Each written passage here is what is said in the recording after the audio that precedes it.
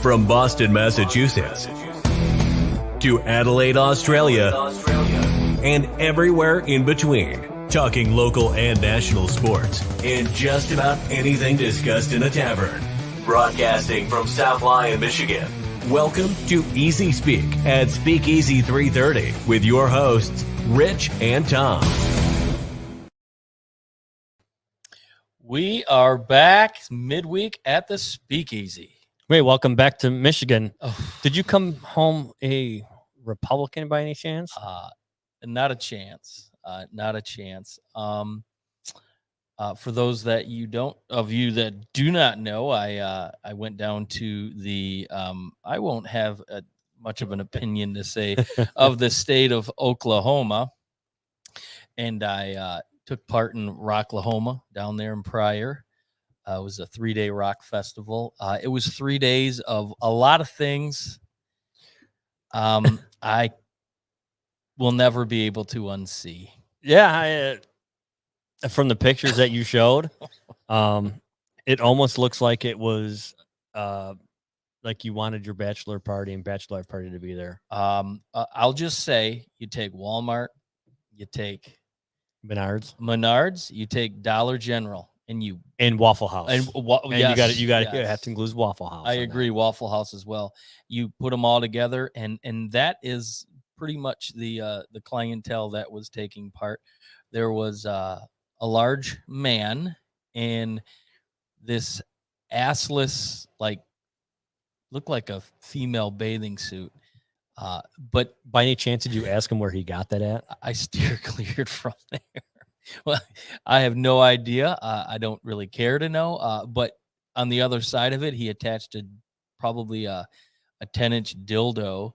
And when we first walked by him, did you measure it? Well, I mean, give or take. When we first walked by him, he turned around. I'm like, whoa! Oh, it's a dildo. I thought he was his junk was hanging out, but you had a lot of women walking around topless that shouldn't have been. A lot of fishnet and no, you know a place I went to a long time ago that used to have that all the time? Heath Beach. Heath Beach was known for that. Oh yeah, no, it's clean water or something now, but I'm telling you, it was I posted 3 days of craziness pictures on my Facebook. It was people watching was probably more entertaining than the actual show. But yes, it was one for the memory banks. One I will never forget, and a place I will never go to again. Yeah, it doesn't seem like that's a hot tourist attraction, but no. It was 100 degrees 2 of the 3 days of the show, and to beat the heat, they have a little thing called watering holes. So like freshwater streams, and we went to one. It was pretty interesting. There was about, I don't know, 1,000 people parked alongside this watering hole. I mean, it was a whole nother world. And I'm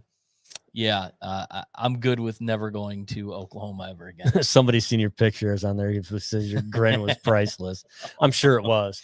Oh yeah. But hey, while you were gone, I held the fort down. I held it down while you were mingling with the Walmart and everything like that. Oh boy. Big Tear chimes in. Woodstock Revisited. I'm sure it was, but they probably had better music at Woodstock than the crap your son listens to. I digress. Yes, there was some people there that looked like. Oh, there was an old lady sitting next to us. Was she crocheting? She was sewing, while her husband. So we're sitting at this picnic table. Was her husband dressed as Santa Claus? No, her husband. Literally, we sit down. We were kind of shading the whole day. So he brings her over to the spot by where we're at. And about 2 hours later, he walks over and says, "I've been looking all over for you," as he sits on the table. Did he eat any mushrooms while he was out and about and forgot where he was at, or what? It looked like he might have been had his face under the tap and just let it go. So he goes to sit down. Probably had to deal with her. Oh yeah. You know what? She probably gave him a ton of grief. No, going to that concert. No. Probably at home. I can't believe you're making me go to this concert. she sat there, and every couple minutes she would look up, and then so he goes to sit down on the picnic table next to us, and he falls off the table. Did you pick him up? He got himself up and then says, "Hey, the Who's playing here, right? The Who." And we're like, "Well, The Who? there's the band called the Who. They're the HU." He goes, "Not the British Who, the Siberian Who." Oh, Jesus. They're like, We'll have to look them up. they do these like Gregorian chants, and they're like 5 Siberian like monastery monks or whatever the hell. Their music is NFT. Yes, we left early that night. Now, you gave me like a thumbs down when if you told me Steel Panther was going to be there, that they played and everything like that. And interesting, you happened to run into the lead singer at the Tulsa airport on the way home. Yep, but we're sitting at the airport. Why don't you like Steel Panther? I'm not an 80s hair band guy. But you listen to Seven Dust. They're not 80s hair band. They actually are very talented. Derek comes on and says it was like a Flying J and an orgy got together. Hey, do not. Yes. I'm going to tell you right now, if you and I want to remain friends, you don't ever knock the Flying J. The Flying J truck stop. No, it's like it was probably like the Love's truck stop or something like that. Oh, But man. yeah, so we the Steel Panther band, and about 10 minutes after their flight left, here comes a couple members of Chevelle walking through, which was interesting to me because Chevelle played Friday night, so they stuck around Oklahoma for the whole weekend because they probably got paid in a little bit of money and a whole lot of drugs. Not Chevelle. No. Sure. Yeah, they're kind of nerdy. I don't see them being that. Well, way. You didn't think that way of Creed when when he fell out of the window. Yeah, and T.I. found him laying in the bushes. Yeah. So while I was here holding down the fort this weekend, managing to watch as much college football as I could. Mm-hmm. I tell you right now, Michigan State looked damn good. They looked damn good. I turned it on after we got back to our tiny house after Friday night's show, and I was shocked to see they were up by 2 touchdowns, and what an unbelievable gutty performance by Kenny Walker III. First off, show of hands, Big Ten Player of the Week. Show of hands. Did anybody see that coming? No. I you know what, and here's the thing is, last year I felt Mel Tucker got a bad deal with Coach D just getting up and walking away from the program. He also gave Colorado. He also did the same thing to so, Colorado. I mean, so it was kind of like, he stepped into a bad situation, but he also left the college in a bad situation in the same way Mark did. But kudos to him. I mean, he's got him playing some good ball. It's going to be very interesting to see how it pans out through the rest of the rest of the season, as long as his running back stays healthy. But they look good. They look damn good. I don't think anybody they came prepared. Yeah, I mean, I don't think anybody expected them to go to Northwestern and do what they were able to do. And you know what? I was shocked. Yeah, I mean, I had no idea that it would have been like that. But I mean, especially with Northwestern being back-to-back West champs. Yeah, but it goes to show you they lost some. They lost some. Sure.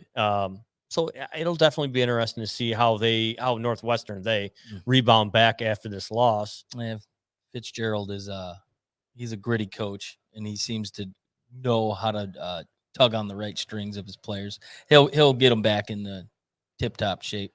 It's looking like that West is going to be wide open most of the season. Yeah, that's for sure. But the West, Iowa 34-6. Yeah. That definitely was a bit of a shocker. Yeah, and Penix came out. He didn't look great. He didn't look great at all. But Iowa's a difficult place to play. They got those kids looking. It's a difficult place. That right there, that kind of just tugs on the old heartstrings a little bit. But yeah, that's a tough place to play ball. It is. It's an advantage, Hawkeyes, for sure.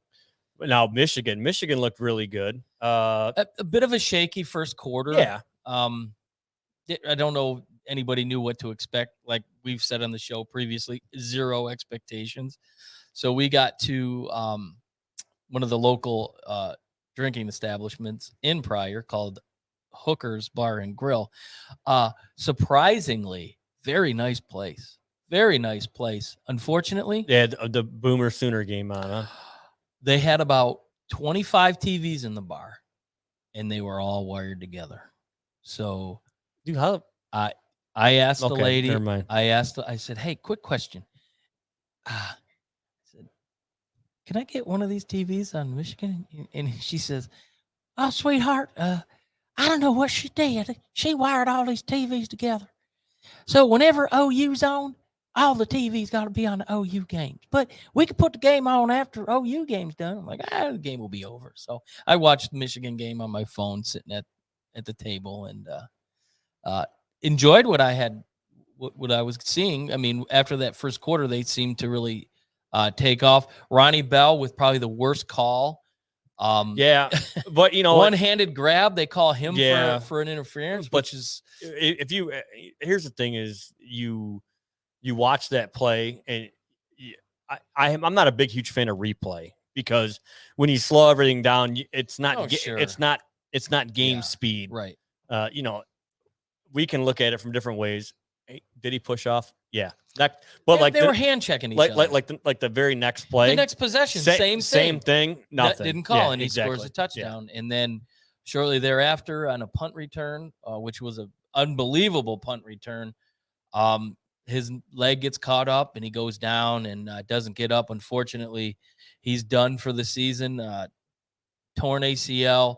He was looking to have a huge season. The senior, leader in the locker room, kind of the go-to guy. That's a huge McNamara blow. or McCarthy. That's a huge blow for him. It's a big blow.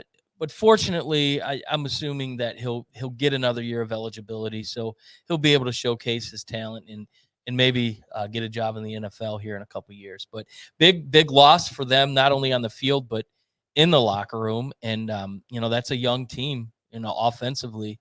But the offensive line looked good. Blake Corum looked good, who's coming in. I think he put on about 25 pounds of muscle. Yeah, he's on looking the real off good. season. Yeah, he's looking real good. I think he's with Mike Hart as his coach. I'm looking for him to have a big year. And Haskins, I like their backfield. I think their hole might be at the tight end position. And then who's going to take up for the receiver? It's tough to say, but you like to see them. What's 42-7, I think, or 42-14 was the final against Western. You like to see them put away the teams 47-14. You like to see them put away the teams they should put away. This week coming up against Washington, I think 2 weeks ago it might have been a lot closer, the point spread, but Washington takes a bad loss at home against Montana. Yeah. So now Michigan's like, I think 7 points. Yeah, they're 7-point favorite. So Michigan, if they play like they did last week, and they got to keep their foot on the gas, they can't let it up. And Michigan's biggest issues lately have been, inconsistency. And if they can keep pushing, I like them to come out this weekend and get back into the top 25. No, and I agree with you. It's like hammer down, throttle it. Mm-hmm. Beat the teams that you're supposed to beat and beat them handedly, like you should be. I'm not saying that like Western Michigan was a cupcake team or anything like that. 3 years ago, they were, when they had PJ Fleck. Yeah, I mean they were, but I'm not going to knock them. Those smaller schools like them, they come to play these big games because it's a big payday for them. That's their Super Bowl. And that pays their their athletic program for the year. What I like about that game was they bring in McCarthy, and their game plan didn't change. They kept at it, and the play he made in the fourth quarter, where he scrambled all the way to the right sideline and he let it go all the way to the left hash across the field. It was in the air for 55, 60 yards total. If that's what the future is for Michigan football, I like it. I think we could be in good hands for a couple years. I do like McNamara. I think he looked good. I mean, he didn't have to be he didn't have to win the game. It didn't fall on his shoulders, which is good. But looking in the future, I think it's very bright for Michigan as long as they can keep him upright, and that's the key. Yeah, the issue. It was a fantastic pass. I mean, I'm not gonna take that away from. I thought Orlovsky. Those are the passes that you're like, you do not throw across the field like that. Those are no-nos. He ended up throwing it, completed it for a touchdown. Hey, that's fantastic. Yeah, but it was against Western Michigan. If you go and you play against action, but he does something like that against an Ohio State they're not, or that in Iowa, a Mhm. team like that, they're going to pick them off. But it's going to be totally different. And it's no disrespect to Western at all by any means. But those passes that you do, everybody was happy that he did it. It was a 60, almost a 70-yard touchdown pass. Yeah, it's great. However, you cannot make those throws against higher ranked and better teams. You can't. The DBs aren't going to be out of position like he was, but I like the vision where he kept his eyes downfield. Yeah, and he was able to spot that little window. He wasn't like he was like not like he was looking for the dump off. Or take off running. Exactly. He saw the play, and awareness, and he had the arm strength. And he's a true freshman. Did you know that he only lost 2 games in his high school career? He played down at IMG, and they didn't.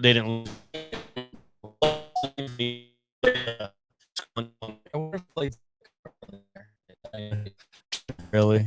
Come on now. I see QB1 chimed in over there for Jelly Roll, his buddy. Go check out Jelly Roll.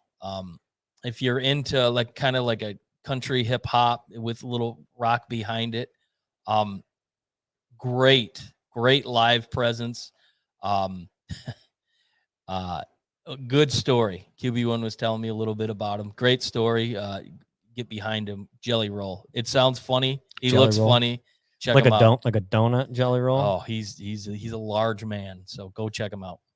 So we were, you and I were talking before the show and everything that, 2 of the things that we see come out of the first week, obviously some, key injuries to 2 teams. Obviously Michigan losing Ronnie Bell, but Minnesota lost their rusher. They pretty much lost the rushing attack. Their season's done. They're absolutely done. And Ibrahim. Yeah, that's Muhammad Ibrahim. Yeah, he's out. He was dominating in that game. Yeah, he was.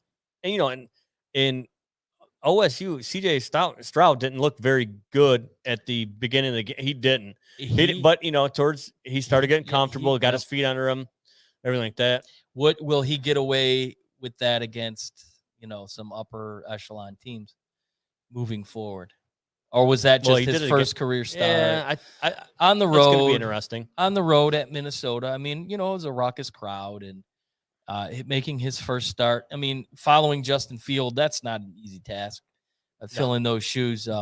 Shout out to Pops, Terry, and Andrew Lattin's Hairless Buckeyes. And the Bucknuts. And so, I mean, it's a tough shoes to fill, but he picked it up in the second half, and they went on to, we win pretty convincingly. That's like 45-31 or something like that. So, yeah, 45-31 was the score. I'm not going to. Yeah, it was tight, real tight. I tell you right now, if they didn't lose they didn't lose the running back, we'd probably be talking about a different game. It could have been. We could be talking about a different game. Game of the weekend. Penn State going to Camp Randall and taking out the Badgers. Dude, they looked like garbage. Wisconsin looked like absolute. You think Mertz, little big head, being the first player to sign an NIL deal? He didn't look good, and Chris made a lot of mistakes play calling. Now, I forgot. Who did he get his deal from? Was that he's selling like Avon, like his logo. His trademark logo. Yeah, okay. He's got a logo, and he's putting he's selling it on his Instagram or whatever. So it's kind of like our hats. Our logo goes on hats, but we don't sell them. Right. We give them away to people when they come on the show. Yeah. That's because because we're big time. we're unlike the OC who, charges for their merch. We give it away. Yeah, it's just, it is what it is. Table for two, table for two over here. You hear that, George and Pat? You hear that? Which reminds me, we give guests give it away. hats. Give it away. If somebody called and said, "Hey, can I have a hat? Send me your address," and I'm not going to charge you $4 for shipping. And I'm looking at you guys. I'm looking at you. Tom's looking at you there too. Yeah, quit being cheap. Yeah, the OC. No, I love the guys and everything like that. They got some pretty nice hats. They're a little bit nicer than ours, but oh well. Going back to that game, last possession with clock management was terrible. Penn State made a big stop. They call a penalty. They get a fresh set of downs inside the 5. And I mean, Penn State's got their secondary's got to be one of the top 5 in the country. With Porter. Porter, he used to play for the Steelers. His son, Joey Porter Jr. or the third or whatever. He's a man. There's some good cover corners. Made big plays. Had a big sack with like third down, forcing a fourth and long with like 6-7 seconds left, and he threw an interception. Ball game. I mean, it was just defense, an old school Big Ten defensive struggle, and not a good showing for Wisconsin. I mean, I had them winning the West outright and starting the season off. I think Penn State is a team you look at as, you know what, they're not to be messed with. They didn't look very good offensively, but when you have a shutdown defense like that, all your offense needs to do is not make mistakes. So yeah, James Franklin. And I've said this for years. I mean, it's been years since removed, but he came into a pretty tough situation. And it was decent coach or whatever, but I don't think he's not. I don't think he's going to be that guy that's going to just kind of elevate them to the next level. He doesn't get them where they need to be. He's got them to a certain point. It was kind of the way I can relate it to is like Rick Carlisle when he was the Pistons coach. He'd get him right there. He took him to the edge. He'd get him right there, and they're like, "All right, Larry Brown." Penn State did win a Rose Bowl. They're like, "All right, come on, bring him in," type deal. And that's the thing is, sometimes that other voice. There's other coaches I can say that about too. Jim Harbaugh, he's that guy. He's never going to elevate them more than what they are. I hate to say it, but I think that's what it is going to be. However, I did hear that he pretty much got the free pass to be how he used to act, so he might get crazy. Well, I mean, he needs to get crazy. Show a little bit more emotion, and he needs to take that white polo he had on. He looked dumb on the sidelines. The first thing Kelly said, he goes, he's not wearing khakis. Yeah. He's wearing blue pants. Well, Lululemon's probably got him set up nicely. Yeah, I'm sure. Yeah, so I got a does the Speakeasy sponsor bowling teams? Well, I'll tell you right now, if you provide, I'm not buying shirts, but if you provide the shirts, I'll provide a logo.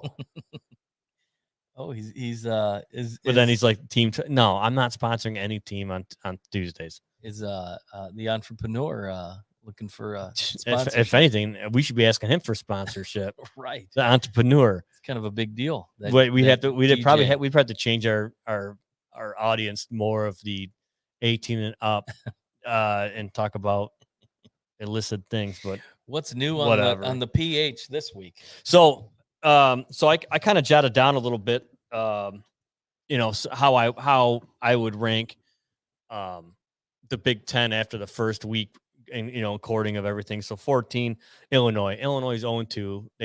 They lost to Nebraska, looked absolutely terrible. No, Illinois beat Nebraska. Are you sure? Yes. Illinois beat Nebraska. It was the 28th they played in week 1. I must be like, yeah. You know what? Jesus Christ. Well, that bucks everything out. But then they lost this week, so yeah. So they're 1-1. They still suck. They lost Peters. He got hurt again. And so Illinois, and then I got Northwestern at 13. They don't look good. They don't look good. Minnesota, I got Minnesota at 12, just because going forward. Well, they lost the run game. They lost the run game. But they have an experienced quarterback. Yeah. And well, their defense didn't look so hot, but that's probably fair to put them right around there with no run game anymore. Nebraska at 11. I still think Scott Frost is an absolute fraud. Well, I would put them. Well, and that's I the would thing put is, them- I think I read it wrong when I Yeah. was looking at records and everything like Right. that.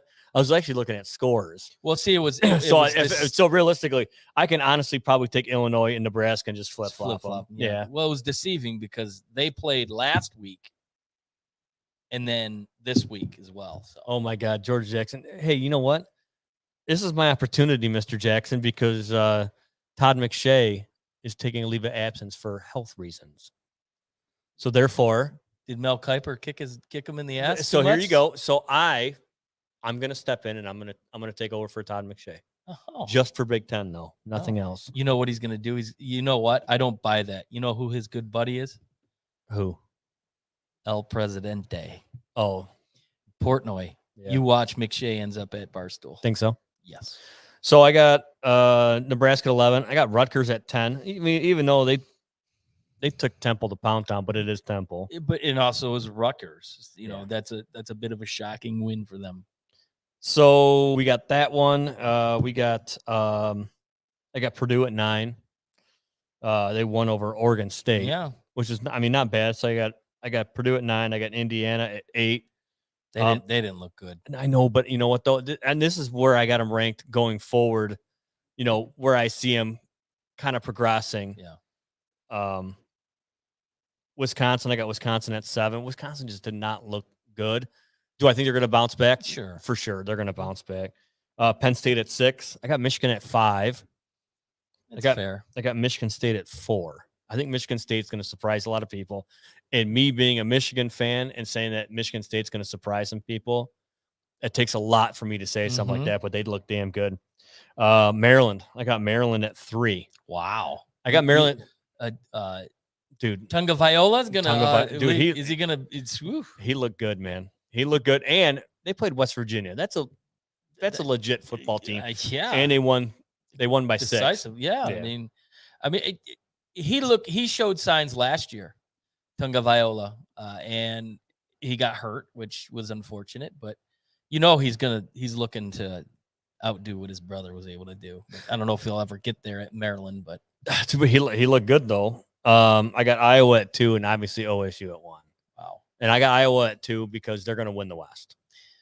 If they play like they did last week, yeah, there's no reason. Yeah. But Big Ten's, you know, it's a tough season. I don't think it gets enough credit as it should. I mean, when it's all said and done, there's always 5 or 6 teams in the mix, and so we got some. I got some halfway decent feedback here. Indiana looked like they could have lost to Rocklahoma. That's probably true. They would have got diseased. Yeah. PJ Flack is a walking Tony Robbins ad. Thank you. Roll the boat. Thank you. Roll the boat. Derek came in and said Maryland will be giving everybody headaches. I agree. Yeah. They are going to give teams fits. He is an Ohio State type of quarterback who has the ability to take off running, and he's got an electric arm. You have a hard time trying to game plan that. You always got to have somebody keeping an eye on a quarterback like that. Can Big Ten defenses muster that? We'll see. Then George said you have Purdue ranked too low. Just an FYI, mark it down. Also, George is saying he's gonna. Well, you know what? Why don't I just switch Purdue and MSU in there? Would that make him feel better? Because you know damn well. Well, I just think the Big Ten's a little bit more competitive this year, and I think so. And well, not only that though, Derek came up with a good point. Maryland's used the transfer portal better than most of the others, and that's fact. And so did Michigan State. It's fact. Michigan State did the same thing, and I think that's why they looked as good as they did. Again, those are my thoughts, sure, not yours and anybody else's, or like that. But right, next week maybe I'll dive into the SEC, which. And I tell you right now, so I watched the Georgia Clemson game. Wow. I shouldn't even say low scoring. It was pretty much no scoring. No, unreal. I mean, the only touchdown Georgia scored was on a pick 6. So, it is what it is. I tell you right now, you watch Big Ten football and you see that, and then you go watch the SEC and ACC clash. Those games are so much faster. Sure. So much faster. I mean, they get the speed kids down in Florida and down in that part of the country where, I mean, that's what is dominated It's the Deacon Dunk. It's almost like the roll, run, and shoot. Yeah. And they're successful at it. Whereas up here, you get those corn-fed big hogs, and they play ground and pound football for the most part. Oh man, I'm gonna mark this down right here. Well, first of all, I want to say what's up to Joe Swingle. Joe Swingle, him and I were exchanging barbecue photos over the weekend. Looks like the guy can really throw down on the old on the smoker. Coach Pat is wanting a taste testing. He wants a blind taste juggernaut. testing. So he's got that, and then George comes out right away and says Purdue will win the West. Hey, it could happen. It's a bold statement. And he said it's going to be. I think this is what he's going to say is going to be his Big Ten championship game. He's saying it's going to be Purdue versus MSU. Hey, honey, you got that cornbread ready? Give me that cornbread. George Jackson needs some cornbread. Some Spartan cornbread. Make it green. Now I'm actually in these comments right here. I'm getting dragged through the mud or whatever about saying that exchanging photos of meats. Were you guys comparing your meat? Oh. But hey, since I got Pat and George on here right now, I would like to go back and say that our hats are free and we don't charge for them. And I'm talking to you guys. But yeah, so next week we're going to do an episode of the OC, so tune in for that one. So, and then here's another good one right here that came up. I got to scroll back up in the comments, whatever. But Iowa versus Iowa State this weekend. We'll find out who's going to be the leader of that state. So, off Big Ten news, which should have been Big Ten news, Cincinnati accepts a bid to the Big 12 today. Why would they do that? Why? I don't know. You thought for sure that Cincinnati was going to join the Big Ten. You thought for sure, but they're going to accept a bid to the Big 12, which was shocking when I heard that. Yeah, man, that would have been good for the Big Ten. It would have been good for the Big Ten, really but good. I'll be honest with you. I mean, what choices do they have? Big 12. Who? I mean, they're playing pretty good. So I think they would have been better off in the ACC. I was going to say ACC. Yeah. I think it would have been way better off in the ACC. But all these teams moving, and it's just this alliance between the ACC, Big Ten, and the Pac-12. Still no really concrete news what's gonna happen. Are they gonna, to me, I think they should have interconference games, have some, if you say Clemson plays Ohio State, which Ohio State probably wouldn't want to play Clemson off schedule or off conference, but there's potential there, but I think it's just a money grab and to keep them relevant over the SEC, who's getting stronger after 2025. Yeah, Derek chimes in and says that the ACC is nothing. He says it's better for them to go to the 12. But yeah, you know what though? The Big 12, they're losing. They're using OU and Texas. So Cincinnati must not be in that. It's like the AA, whatever it is for certain type of schools. That's why I don't think Iowa State is eligible either. So that's probably why Cincinnati chose to not. Good point, George. Yeah. And not only that, though, George says, and he comes in there, a great point or whatever. Cincinnati can't join because of academic standards and stadium seating. Yeah. Yeah. So that's true. I didn't think about that. It's all about the dineros, the greenbacks. Yep. Hence why Rutgers is in the Big Ten. Yeah. They get that. You mean you're talking about the New Jersey State University? Well, we'll see. Yeah. We'll see. Greg Schiano brought them, to prominence before. Can he do it again? Who knows? Will he draw some of those relationships that he gained when he was at Ohio State as an assistant? Who knows? Yeah. I mean, if that's the case, then that'll be good for the Big Ten. Yeah, the comments are going absolutely crazy right now. Derek comes in there and says the alliances between the power conferences are going to kill the mid-major teams trying to build up. So.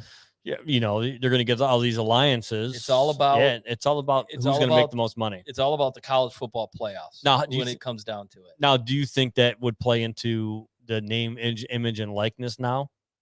Well, I think with players. I absolutely. I mean, it's who's going to offer what, Yeah. and Michigan not allowing them to use the Block M or things like that could hurt Michigan, and schools like Michigan State, which the news came out today, the one, the only Matt Ishbia of the UWM will pay every single basketball and football player $500 a month for the next year. Every single one of them, including walk-ons. Is that $500? You said $500. It's $500 a month. Okay. For a year. So put gas in the kids' tanks and maybe get a couple Gumby's pizzas up in East Lansing. Get them the cube of the Bush lattes or the dirty 30 of the Natty Daddy. Shout out to Bo. Hey Bo, tell you what. Hey Bo. Hey Bo. So yeah, I mean that obviously with this name, image, likeness really taking off. Oh man. Excuse me, I had to sneeze. Holy crap. I'm sure they heard you on my mic. Yeah, probably. But with the NIL just absolutely taking off, these players are already making millions. The quarterback for Alabama, damn near $2 million in endorsements before he took a snap. The kid in Ohio State who just signed a $1.4 million deal to sign autographs. He's not even gonna. He should be a senior in high school. I mean, it's crazy. Well, not only that though, you got kids. I mean, I think we talked about this on other shows. We got kids that are opting out of their high school season. Yeah, that Quinn Evers. Yeah, because of the money aspect of it. He opted out because Texas is a state where, they do not endorse the NIL for high school players. There's like 3 or 4 states, and Texas is one of them. Hence why he bailed out. So, now my question is, what did he do? Just go and take his GED really quick, or has he been working on graduating early? Because he's enrolled, and he probably took his GED. Yeah, probably. I mean, I would say that would be that. So, and other name, image, and likeness, our good friend over at Pro Sports, he was the first one in Michigan to have autograph signings. Yeah, Johnny the man. He had some autograph signings. He had Gabe Brown and Malik Hall from Michigan State come in and do autographs. And my personal opinion, pay him. You know what? The colleges, I mean, at one point I was like, well, they're getting an education on it. But the more you look at it and you see what really kind of brought it to light is you see like some of these kids, like when they go to the NCAA tournament and they get like a half eaten hard-boiled egg, a half a strip of bacon, and a piece of wheat toast. The NCAA really is a tyranny. It should be overhauled 100%.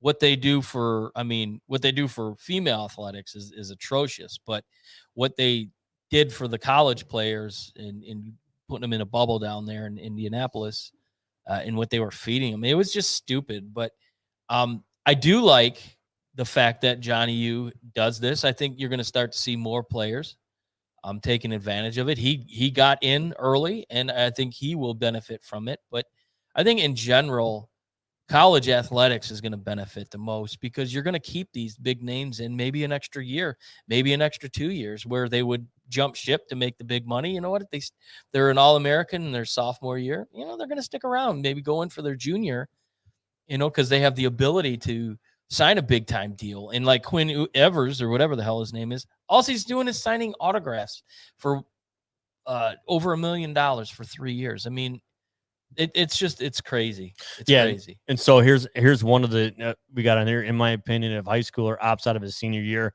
and gets a scholarship, the eligibility clock should start immediately. They probably are not going to last 2 years in college, anyways. I agree, because some of those guys will, depending on how well they perform, everything like that, they'll get up and they'll bolt down and leave. I agree with that one. Well, he's not playing. I agree with this one too as well. Yeah. It says you should have the right to promote your own likeness, as the college has the right not to allow them to endorse logos. So I agree 100% too. So is NCAA football coming back? I heard believe rumors it was. I believe it is. You want to talk about an absolute winner if it does? That game will be the biggest selling game in a long time. It's funny you say that. Is the other day I was at Saturday. I went on Amazon to see if that was even an option to buy for PlayStation. The last one was Denard. Yeah, but that was like On the it was cover. like PS3. So it was a couple PSs Oh, ago. jeez. I like QB1's comment there. Yeah, QB1 I'm selling. QB1 getting on there. He's white, fat, and closer to ARP than the NFL, but he's affordable. I'll send you a hat. Yeah. How does that sound? He can rap about college football and good rock and roll. So I'll buy into that. So, and to touch a little more on this name, image, and likeness, on the Twitterverse, one of our followers of the show, there was a picture he had, and it was a Ronnie Bell.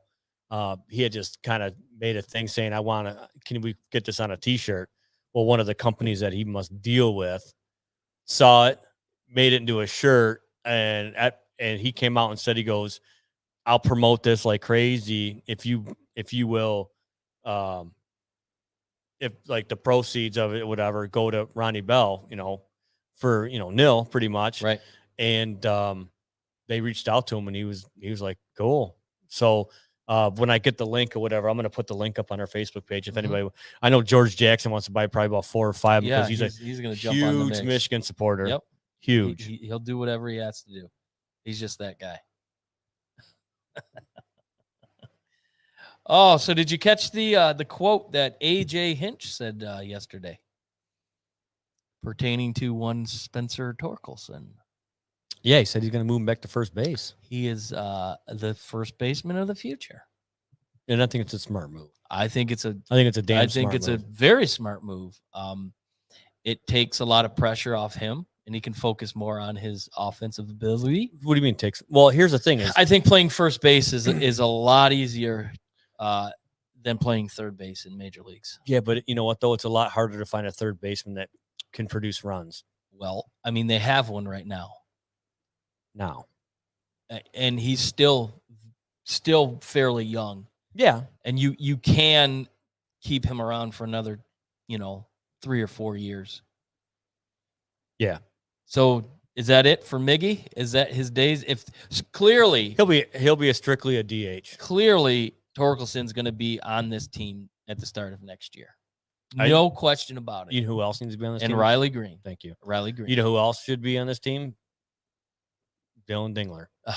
Well, is he? Oh, he's down in He's Toledo. Down in Toledo. He's in Toledo. He's not going to. They promoted them all. They promoted all 3. Not Dirk Diggler. Dylan Dingler. Dylan Dingler. Not Diggler, but Dingler. Do you know where he went to school? The hairless Buck. Oh, did he? Yeah, okay. Buckeyes. He's a Buckeye. So. George, how dumb is Jim Harbaugh for playing as wide receiver as a punt?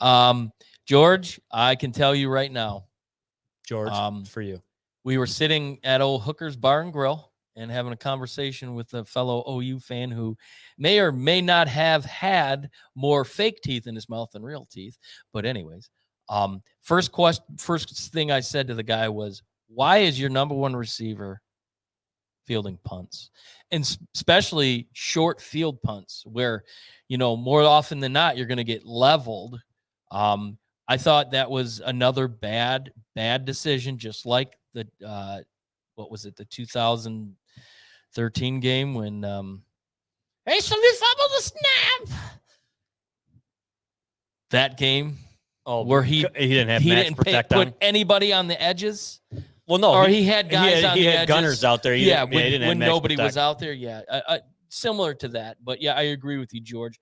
Stupid decision by Harbaugh, but hey, we're used to that around here. No, we're not moving Miggy back to third base, George. Oh, no way. No way. He'd be a pylon at third base. But yes, I do agree with you. I think all 3 of those guys, I think you can build around Haas. You have a Haas be your starter going into next year and Dingler, him backing up. I like it. And then Jake Rogers is on Tommy John. Tommy John, he's going to be out for next year. And I think that he had surgery today down in Dallas. Yep. So he, there, you put Badu, you have Riley Green, and I think you go and re-sign Grossman. I mean, that's a pretty decent outfield there, and hit a dinger tonight. Yeah, so I mean, I like the fact that he came out to say that he's going to be the first baseman. I made a comment about 2 or 3 shows ago how I felt he should be the first baseman. And I remember you saying that, well, they said they drafted him as a third baseman and they were sticking to it. So not really surprised. I think they stuck with it until they were like, yeah, we can't mess this kid up. No, he's been playing a majority at first base in Toledo anyways. Yeah. He's hitting a home run basically almost every other game. He's the real deal. And George is exactly right. Yeah. We'll see him next year, but we won't see him till May 1st. Oh, so they can keep that service time. Yep. So they can keep that. Yep. Yeah, you're right. They did that to the Cubs did that to, was it Chris Bryant when he was a rookie? Kyle Schwarber maybe too. A lot of teams will do that. It's smart. I can't even keep up with all the stupid bullshit that they have about service time, keeping guys doing this, doing that. But if he's worthy of starting day, you start him, and then you just work. If he's successful 2-3 years down the road, you start working on a long-term deal, like the Angels did with Trout. They wrapped him up before his contract was even done. Yeah, and that's what they need to do with him. So, all right, what else we got tonight? Well, we're gonna continue with our series on. I know a lot of people probably have already made their fantasy draft picks, but our top 5 today's a twofer. Since we're running out of time, we're running out of show time. We got plenty of time. We're gonna talk about receivers and tight ends. Top 5 receivers, starting with number 5, DeAndre Hopkins, Arizona Cardinals. 5, number 5. I thought I'd probably have him up there a little higher. Well, I mean, there's a lot of good receivers. A lot of good receivers in the league. I think with Kyler Murray, another season under his belt, I'm looking for him to have a big season. So definitely look for him to have big numbers. Number 4, this could be or could not be a good pick. I'm not sure. A.J. Brown of the Titans.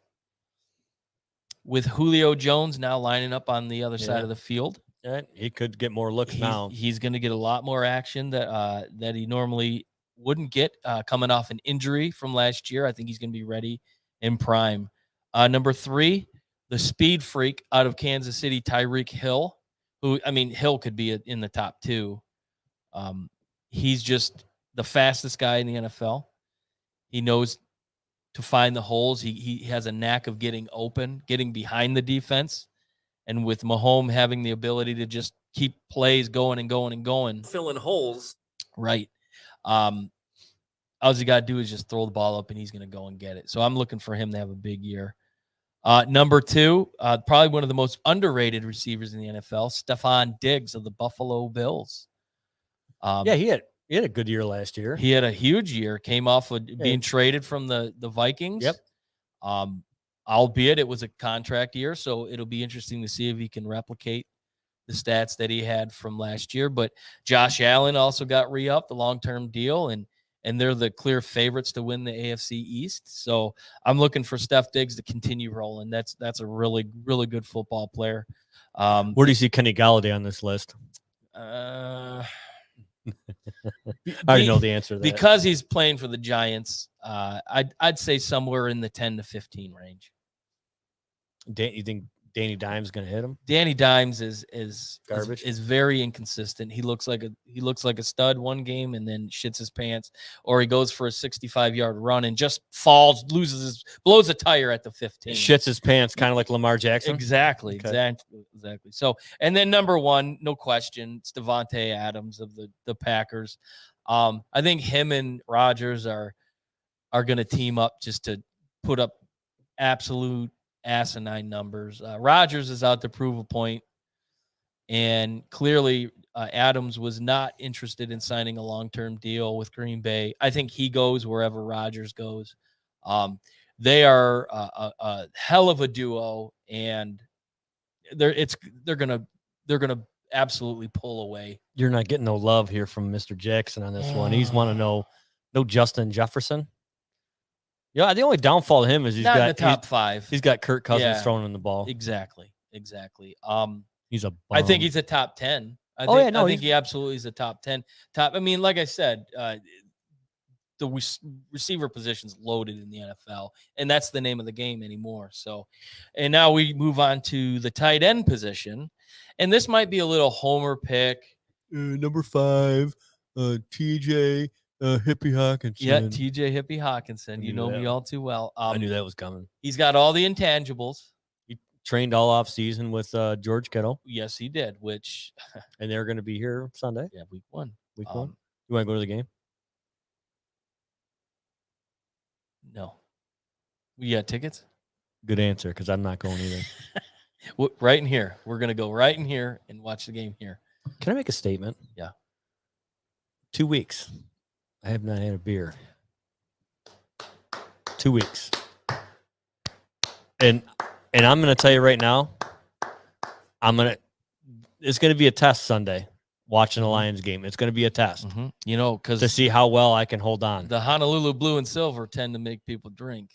So, yes, definitely kudos. Shout out to Rich Jasper for his sobriety in the last 2 weeks. Very proud. Thank you. Very proud. I also haven't been around a whole lot either, so that helps. Well, it started well before that. So anyway, number 4. So back to Hawkinson. If he can stay healthy, I think Jared Goff's really going to look to him as, you know, kind of the go-to guy, and because their receiver room is very depleted. But anyways, moving on. Number 4, Mark Andrews, Baltimore Ravens. Doesn't have huge numbers, but he's kind of an old school tight end. He can block. He's a big tight end. And now that Lamar Jackson has seemed to kind of find his rhythm as a pocket passer, I think he's going to look to Andrews quite a bit more often so he can get a little bit of confidence built up. So number 4, Mark Andrews. Number 3, and this was a tough one. He could be the best. But I figured number 3 is Darren Waller of the Oakland Raiders. This guy is fast. He's got great hands.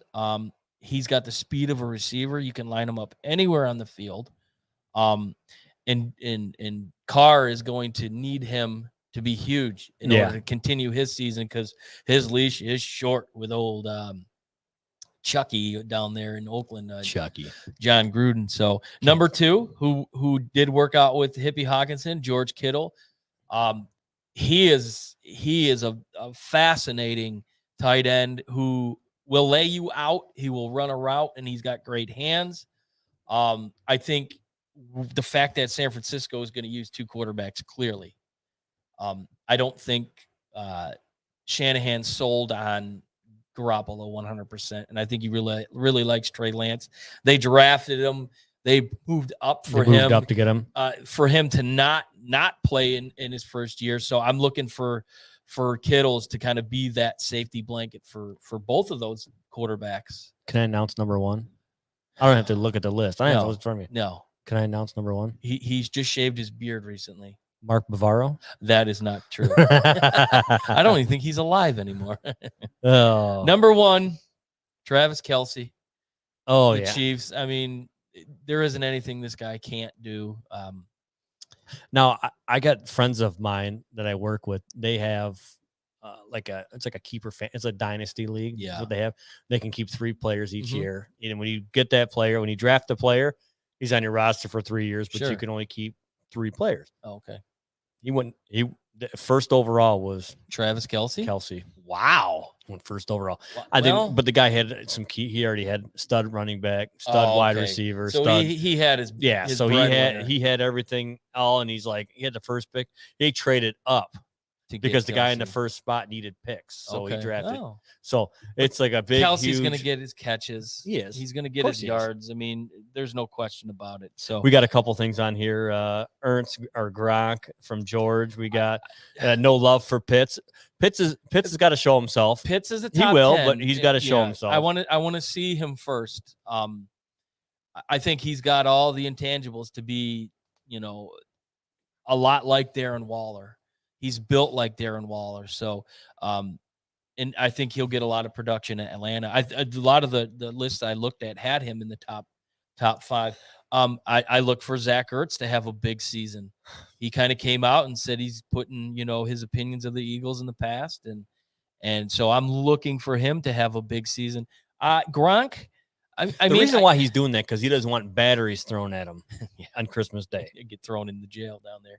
I think Gronkowski's going to be okay, but for an entire season, I mean, just like last year, I think he came on late.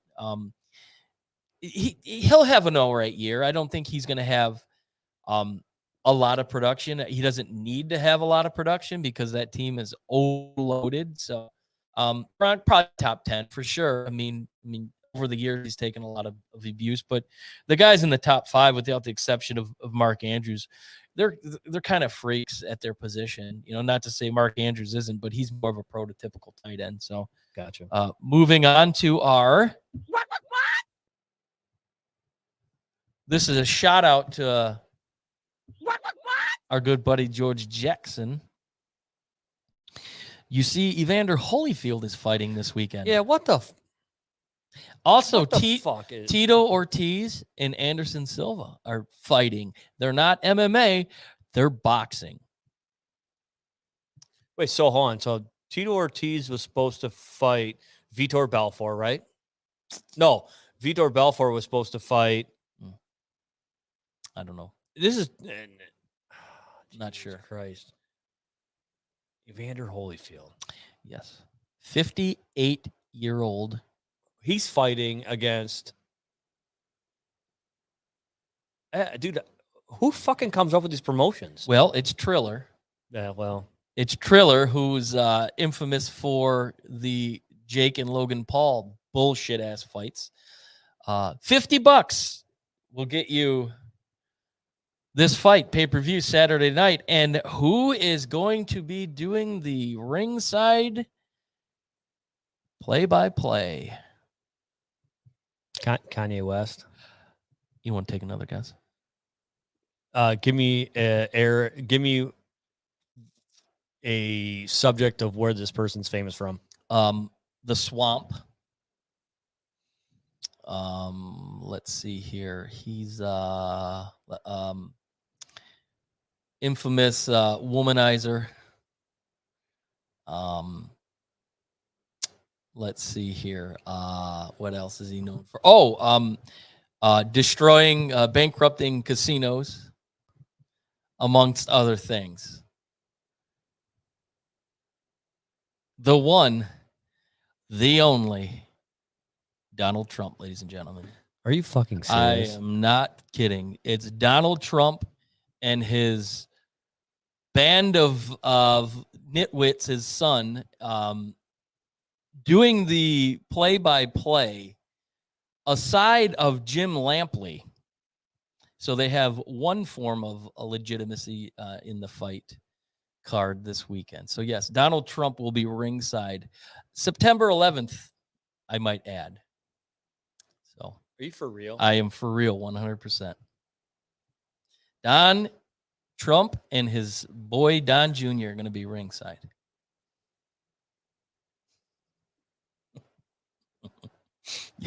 I think honestly, for the first time in my life, I don't know what to say. I don't. I saw that and immediately thought, what? Well, you know what though? We could probably go to George Jackson's house and watch it because he would pay $50 for it. There's no question.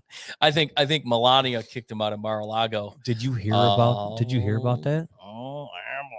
Did you hear about that? Oh boy. I don't like to talk politics, but she's like, Donald, I do not want to be first lady again. You go and bring one of your whore hookers and be first lady. I do not want to be in White House. Yeah, but whatever. We'll just keep going on for that. So yes, I don't want to get in it. So that's who's doing it. Donald Trump and Donald Trump Jr. Actually, they're going to have like is Ivanka going to be the ring girl by any chance? Ivanka could be. Yeah, it's going to be at the I think it's the Hard Rock Hotel or something. Anyways, so they're going to have one feed is going to be Jim Lampley and then whatever, and then this will be the other feed. So yeah, I don't know what on God's green earth either side is thinking. You've seen the movie Forrest Gump, haven't you? No, just answer the question. No, we're not going to talk about your picture. We're not gonna talk about. Well, you've seen the movie Forrest Gump several times. Okay, so this is what's gonna happen. I met Forrest Gump, by the way. Hey, so this is what's gonna happen. You ready? So they're gonna be ringside announcing, and you know how Forrest Gump goes up there and talks to everybody at the Lincoln Monument, and that person comes and pulls all the wires out. Oh yeah, Don Jr. is gonna go to Lampley's side. And he's gonna pull all the wires out, yeah. so they automatically have to go over to Trump's side. Yep, they might. And everybody's got to listen to that. Yeah, That's going to be funny. That is one broadcast I will not be taking part in. All right. What else we got? Well, I think that's going to be about it for today. Okay. Look forward to Sunday, maybe around 11 or so. We're going to go live. We're going to preview week 1 of the NFL. We are? Yes, we talked about this. Really? Yeah. Okay. Give a breakdown of what we can expect down at the old Billy Bowl with the Lions and 49ers. And Billy Bowl. we're going to also recap a little bit of the Saturday's college football action. So until then, peace out. We'll see you guys Sunday. Thank you for listening to another episode of Easy Speak at Speakeasy 330. You can catch us every week at ilogicmedia.com, Apple, and Spotify. Be sure to check us out on Twitter and Instagram at Easy Speak Cast for the latest and up-to-date news. Cheers. Really, the Billy Bowl? Donald Trump doing boxing? You didn't see that? What the hell is this world coming to? Oh, and we're still alive. Ha ha.